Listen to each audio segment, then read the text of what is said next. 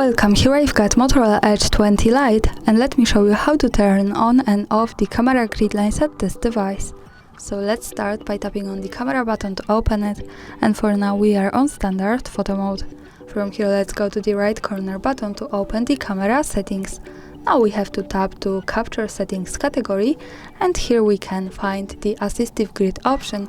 So by using the button from the right we can easily turn them on and turn them off as we need. Now let me keep them turned on. When we move back to the camera we have these lines in the preview. They are useful, for example, when we want to use the rule of thirds in photography or making experiments with composition at our picture. And of course remember that the grid lines are not visible at the real photo.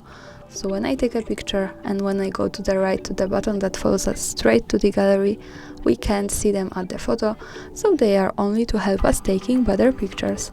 And of course when we don't need them, we have to move back to the right corner settings, pick capture settings category and tap to the right button with assistive grid to turn them off. So for now in the preview they have gone. That's all, thanks for watching, subscribe our channel and leave the thumbs up.